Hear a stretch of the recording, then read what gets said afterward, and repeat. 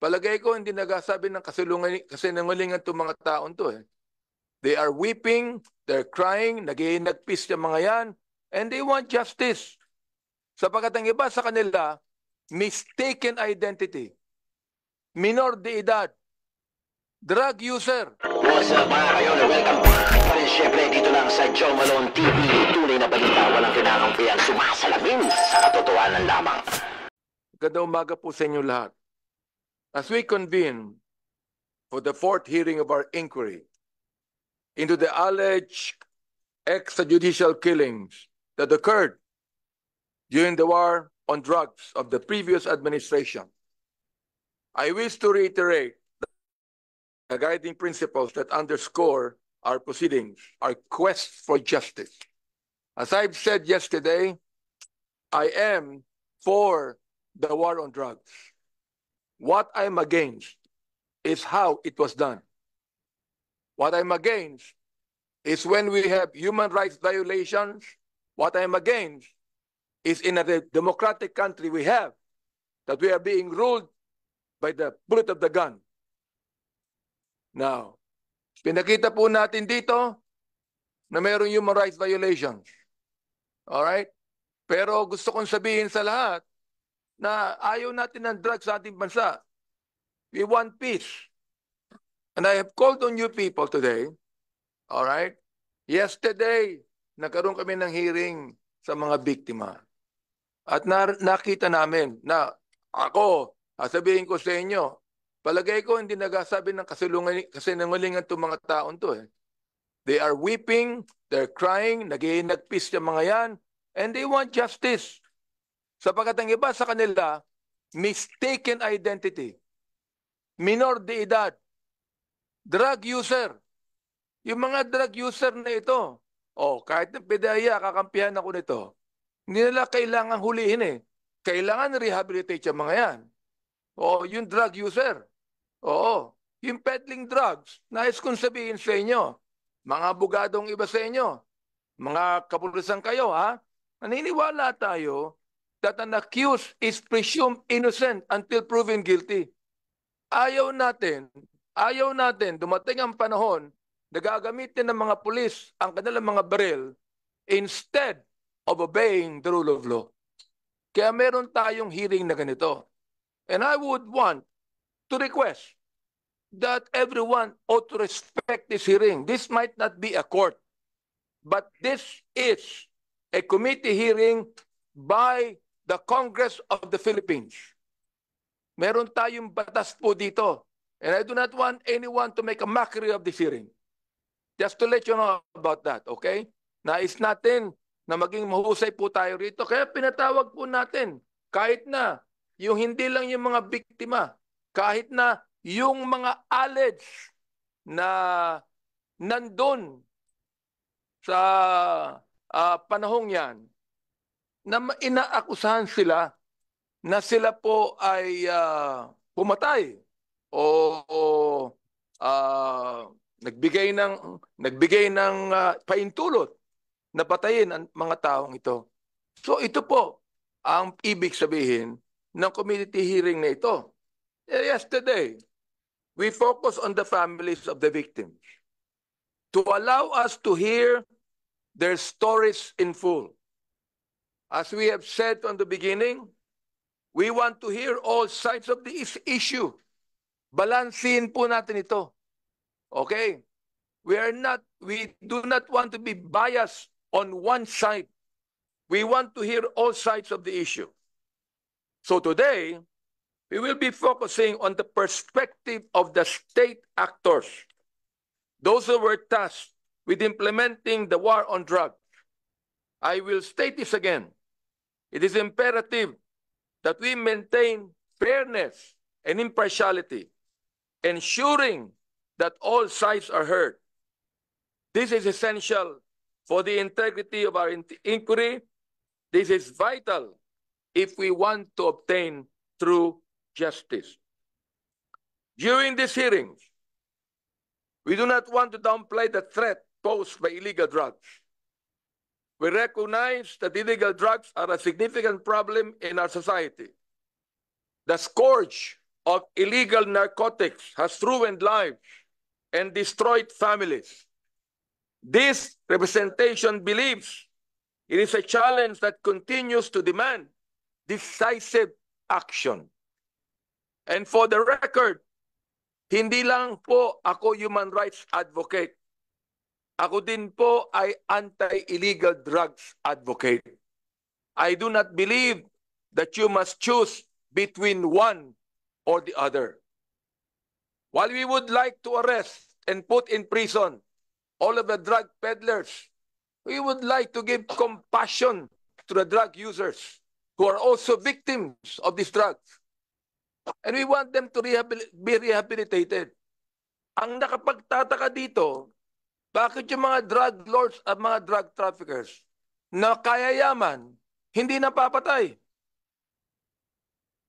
Oh, kayong mga generals, alam niyo yan, nakakulong at ginagamit pa ang kulungan bilang opisina to peddle on drugs. That is what we're after here. Bakit ang napapatay yung mga mahihirap? Bakit ang napapatay yung hindi kaya mag-hire ng mga magaling na abogado? Yun po pinagtataka ko eh. Di ba? I mean, lahat tayo, nakikita po natin ito. Hanggang ngayon, nawawala na ba yung drug trafficker sa atin? Hindi. Sapagkat kung wala na lahat yan, baka wala ng drugs sa atin.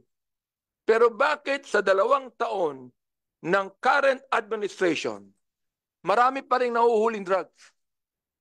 And this time, they're smuggled. Ibig sabihin, dumadaan sa Bureau of Customs yan. Lumalabas. Sinong umahawak niyan? Kaya alam niyo mga kaibigan, hindi ho matatapos ang hearing na ito. At ipinangako ko kahapon, tatapusin po natin ito. Ano man ang mangyari. Alright? So, our desire to save lives must go hand in hand with the respect for the lives of everyone, including the accused. Oo. These are the foundations of our democracy. And they must guide all our actions as a state. The House Committee on Human Rights is leading these hearings because it is our duty to ensure that justice is served. Bakit po kami, kahit na recess ang Kongreso, dapat ako po'y nasa distrito ko? Oo, upang makipagkita naman sa mga constituent ko. Nandito ako ngayon. Kailangan eh. Di ba? Kailangan po natin ito. Alright? Duty natin to ensure that justice is served, not just through the enforcement of laws, but to the upholding of the values that define us as a nation. Our actions must reflect our commitment to fairness, accountability, and respect for human dignity. Gusto ko lang sagutin ang isang basher natin sa pahayagan na nagsasabi, o bakit pati ang Kongreso iniimbestigahan to? Bakit hindi ipaubaya sa executive branch of government? Sasabihin ko po sa inyo, the executive cannot implement any laws because the laws are being made in Congress. Hindi po pwedeng gumalaw ang Pangulo ng Pilipinas na hindi naaayon sa batas at ang batas ginagawa sa Kongreso. Hindi ginagawa kung saan-saan. Yan ang gusto kong makita po ninyo. Oo. Kaya nga po in aid of legislation to eh. We would like to see the rules of engagement of the Philippine National Police. Nasunod ba ito? Yung batas na dapat meron tayong due process, nasunod po ba ito? Ito ba'y sinunod ng ating ilang mga law enforcers? Hindi ko nilalahat ang Philippine National Police. Kakampiho natin yan sa peace and order. Alam po yan ng ating mga general. Kung paano kahit ako, kung mayroong human rights violation sa loob ng kapulisan, iimbestigahan natin yan. Alright? So before wrapping up, I would like to thank my colleagues here for their dedication and hard work particularly for continuing to work through to the recess na ginagamit po natin. Your commitment emphasizes the importance of these hearings and our collective responsibility to seek the truth. Again, let us proceed mindful of the gravity of the issues before us and the lives that have been affected. Kaya maraming salamat po sa inyo lahat. Before anything else, again, I would like to state, I will not hesitate to use the powers of this committee to hold in contempt and even to arrest those people that are taking pictures here. No one can take pictures inside or outside if you are not part of the media. Gusto ko lang po sabihin sa inyo yan, na as we continue on, I would like any of my colleagues to please make a motion to extend the conduct of this inquiry. Mr. Chair, Yes, Congressman Ako.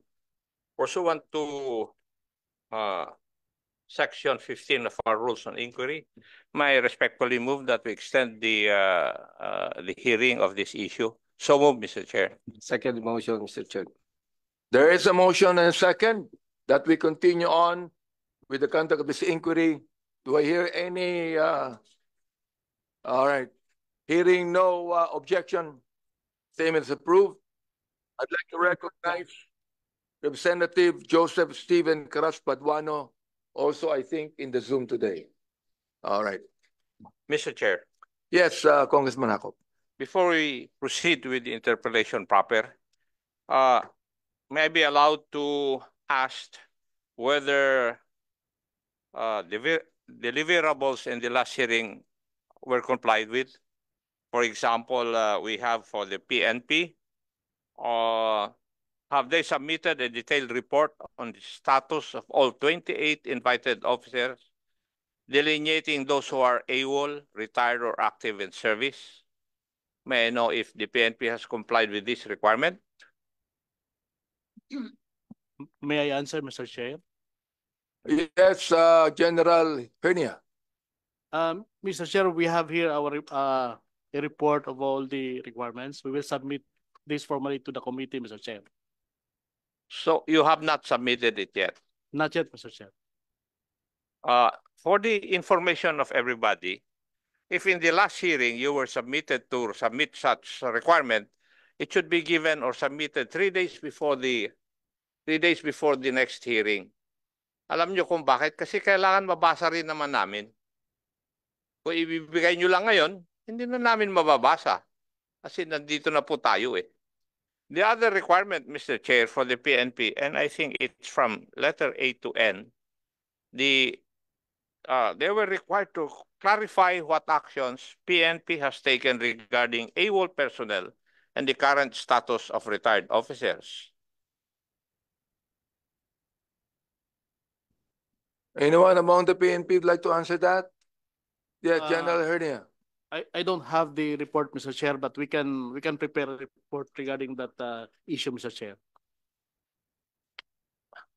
Letter C is submit PNP internal cleansing report, interim and final reports signed by former Chief General Albayalde. Nandito po ba kayo in the last hearing? Mr. Chair, I was not around during the last. And may I know who was the representative of the Philippine National Police then? From the DPRA, Mr. Chair, it was Attorney Hyacinth Santos. And he did not say anything about the requirements needed from your office? Mr. Chair, our legal officer prepared a report, but those items required by this committee was not itemized.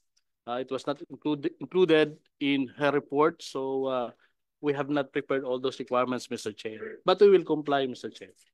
Thank you if you will comply. But I would like to inform you na yung kami, tinitingnan namin kung ano po yung hinihingi namin sa inyo ng mga dokumento. Nililista namin. And that is precisely why I'm asking for your compliance this morning insofar as the items that we have promised to submit.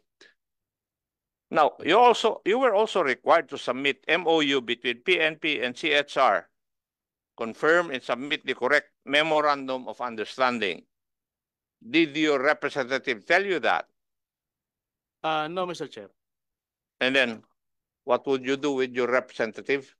I have to make her explain why she did not include that in her report to me. Oh, Mr. kasi Chair. ikaw ngayon ang sumasagot because of his inefficiency. Yes, Mr. Chair. Tama? Letter E, submit command circulars and operations documentation. You were not also informed of this? I was not informed, Mr. Chair. And the PNP was also required to submit inventory of cases filed during drug operations. Good morning, Mr. Chair. We have already submitted that compliance, Mr. Chair, to the COMSEC, Secretariat, Mr. Chair. COMSEC, have they submitted such document? Yung inventory of cases filed during drug operations.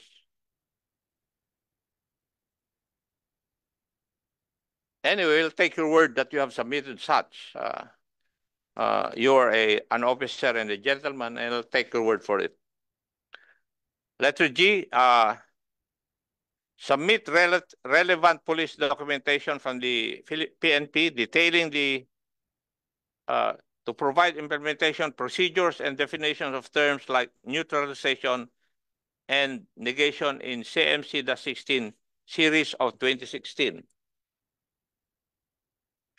Mr. Chair, from the Directorate for Operations, I was informed by our legal officers that the CMCs and all those documents that have been required were already submitted to the COMSEC last hearing, Your Honor. Thank you. Thank you.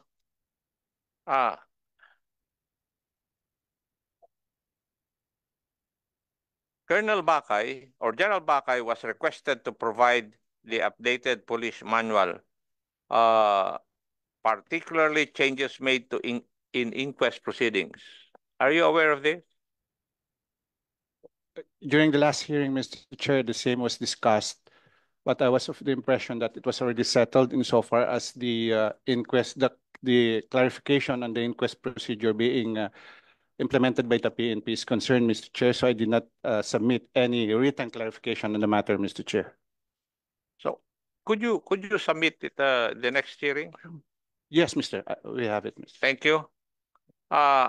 You're supposed to submit detailed case reports. Submission of detailed records of the 61 police officers who died during operations and the corresponding 6,000 cases. Yes, Mr. Chair, it's with the Secretariat, which we have submitted, Mr. Chair. There are 5 items on that report, Mr. Chair. Thank you. You were also required to provide a list of the cold cases involving police officers, the circumstances, and the periods of incidents. That was with CIDG, I believe, sir. The cold cases. Yeah. Director CIDG, sir. Your Honor, we will submit that requirements. You will submit. Yes, Your Honor. And when would that be? As soon as we will get it in our record, sir, then immediately we will submit it to the COMSEC. Thank you. There was a requirement by the Honorable Manuel for the PNP to provide clearance forms for certain police operations.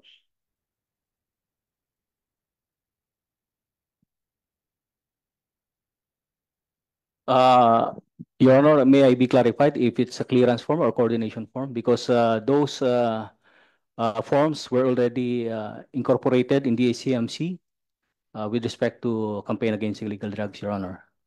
You have complied with this? Yes, Your Honor. Thank you. Congressman Akop. Yes. Is this what you submitted to us today?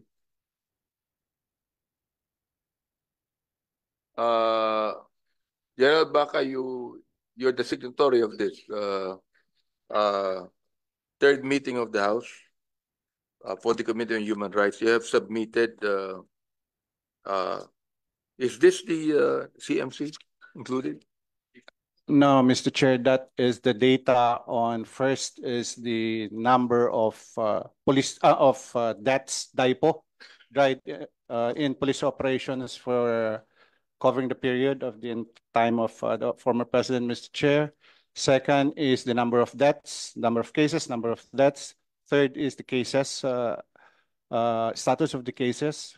Fourth is the number of policemen who also died during these police operations. And the last, I believe, is the status of high-profile cases during these drug operations like the Kian del Santos, etc., Mr. Chair. That's the contents of the report I have submitted, Mr. Chair. Okay, go ahead.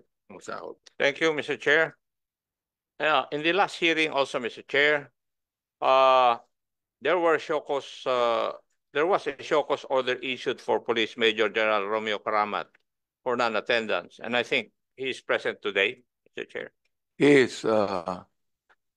Now, invitations were also sent to former PNP Chief Vicente Danao, former Solicitor General Jose Calida, Director De Limos of the National Bureau of Investigation, a certain Vicente de Guzman III, Mr. Chair. May I know if the invitations were sent, and may I know if they are present in today's hearing? Comsec. Good morning, sir. I replaced Director De Lemos. I just assumed my duty as the director of the NBI. Assistant Director Vicente de Guzman III is present, and other officers of the NBI. I beg your pardon, Director. I just assumed as the new Yes, director of but we need the NBI, sir. We need the presence of Mr. Vicente de Guzman III. Present po, sir. Present, He is present, sir. Thank you. About former NBI Director De Lemos? Wala na po siya. Ako na nga po ang pumalit. No. Siya po ang personal na kailangan po namin. Oh, I'm Kasi sorry. siya po ang sasagot ng mga katanungan ng mga members ng committee.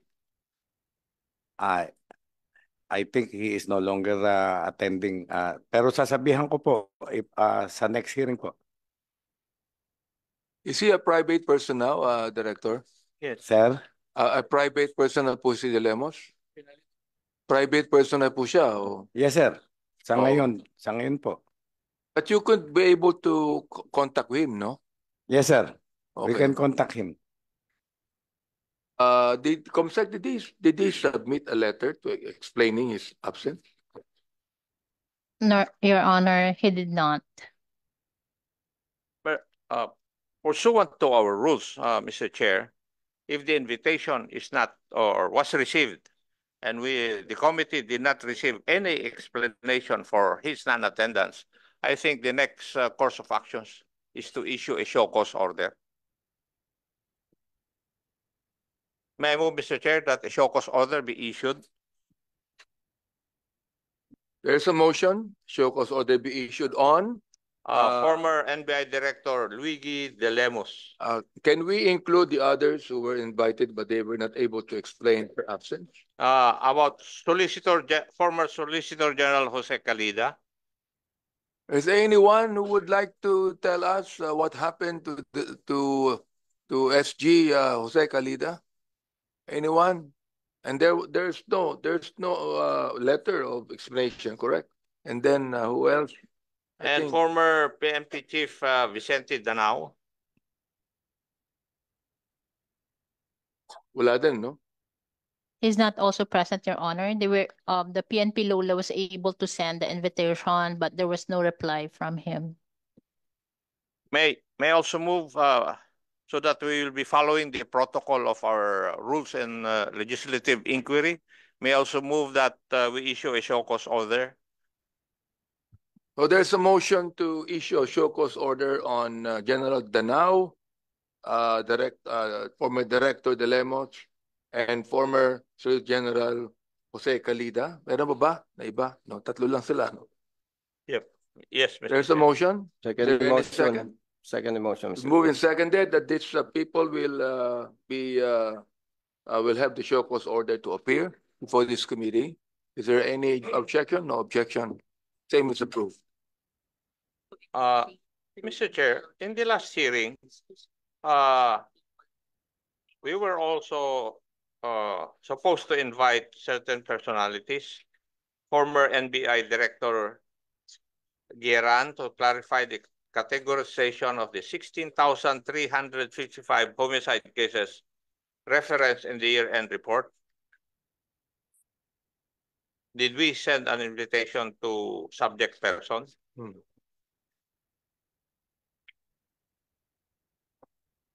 Wala. Wala. But how about Patrolman Jeremiah Di Bangayan? Wala rin.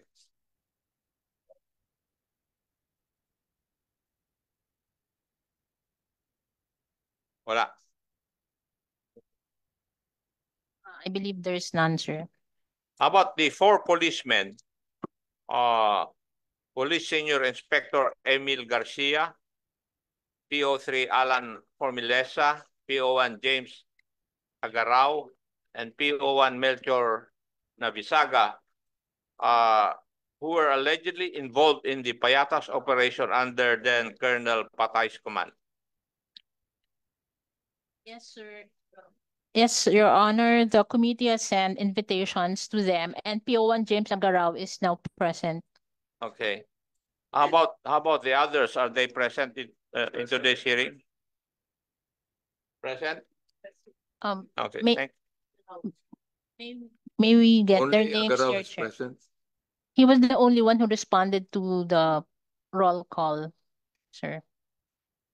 Oh, We- where is Patrolman Agarao? And then you are Major Garcia. No, na-promote na siya. Mr. Emil Garcia po. Huh? Emil Garcia. Okay. That's for- You are now a major, huh? Oh, you have been About- promoted. That's good. This one, sir, Alan Formilesa. How about Alan for Miliesa? You may be seated, please. Thank you. Andiyan ba siya? Wala siya. Okay. Okay. There's no letter of explanation, no? None, sir. Oh. Melchor Navisaga, sir. Melchor Navisaga. Is he here? Wala din. All right. Wala din. Okay. Itong ibang to. All right. We have received letters from the former solicitor, from the former Secretary of Justice, Minato Guevara. Of course, we have Police Major General Karamat with us here today. And thank you for coming over. Then we have Attorney Arnel Escobar, the Police Major General, ay sumulat din sa atin. We have Major General Omega Jairi, former director. DIDM. Fidel, sir. All right. We have Police Renante Solomon, who said that he is under medical treatment. Dennis Apal also. All right. May I proceed, Mr. Chair? Yeah. For those people who are absent without any cause or any excuse letter submitted for their absence, may I move that we issue a show cause order for these people? There So is move, a, Mr. Chair. there is a motion to give show cause order to these people that have been invited without any explanation. Is there any second? Mr. Chair, Yes. Mr. Chair, Yes. I'd like to include sana nandito si Colonel Patay. Yung tatanungin, next yun eh. Okay. Oh. So next. I second the motion, Mr. Chair. In moved and seconded that these people that have been mentioned should be given show cause order. Is there any objection? No objection whatsoever. The hearing is approved. Mr. Chair, may I know if Colonel Lito Patay was invited into today's hearing? Yes, Your Honor. And is he present today? He is not also present, Your Honor.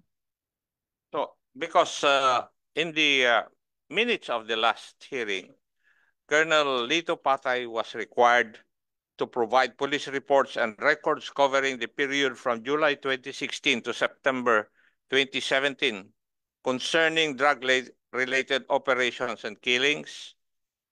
He was also required to submit the names and service records of officers he brought from Davao, including their current status, whether active, retired, AWOL, or dismissed.